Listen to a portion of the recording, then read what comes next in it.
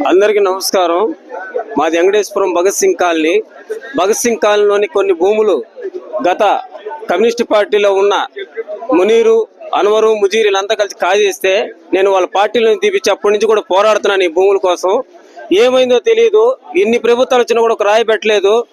ఇప్పుడు మాత్రం 15 రోజులుగా మొత్తం కట్టేసి అమ్ముకుంటున్నారు. దాదాపు 100 అర్జీలు దాకా పెట్టాను, ఏం ప్రయోజనం లేదు. 16 కేసులు నా మీద పెట్టారు. నా కుటుంబాన్ని, ఆడవాళ్ళని అందరినీ కొట్టారు.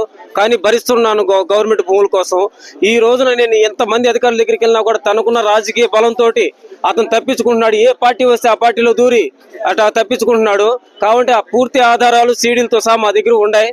భూములు 200 మంది చదువుకున్న పిల్లకాయలు బడి పగలు కొట్టి 3.5 ఎకరా ఏకచక్క కాజేశాడు. ఊళ్ళో ఇల్లు మొత్తం ఇప్పుడు కట్టుకుంటున్నాడు. ఇన్ని సంవత్సరాల నుంచి లేనిది ఇప్పుడే ఎలా కట్టుకోగలుగుతున్నాడు? ఎవరు ప్రోత్సహిస్తున్నారు నాకు అర్థం కావట్లేదు.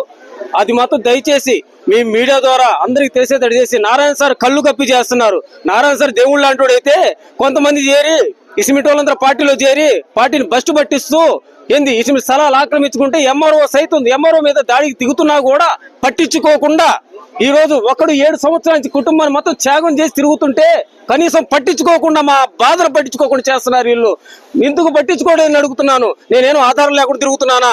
ప్రతి ఒక్క దానికి ప్రూఫ్ 20 సంవత్సరాల నాటి ఫోటోలు కూడా నేను పెడుతున్నాను, పెట్టగలుగుతాను. నేను ఎక్కడికి వెళ్ళినా జరిగిద్ది, కోర్టుకి వెళ్ళినా జరిగిద్ది. కానీ నెక్స్ట్ నేను వెళ్ళేది కోర్టుకి, హైకోర్టులో వేద్దాం అనుకుంటున్నాను. లేదా శివచారిగా ఈయనకి ఇచ్చేసి అది తీసుకెళ్లి హైకోర్టులో వేసి న్యాయం జరిగితే చేసి, ఇక్కడ న్యాయం జరిగితే నమ్మకం నాకు లేదు. ఎందుకంటే మేము చచ్చిపోతున్నాం, మమ్మల్ని మా మీద దాడులు చేస్తున్నా, ఎవరు పట్టించుకునే వాళ్ళు లేకుండా వంట వాళ్ళం అయిపోతున్నాం మేము.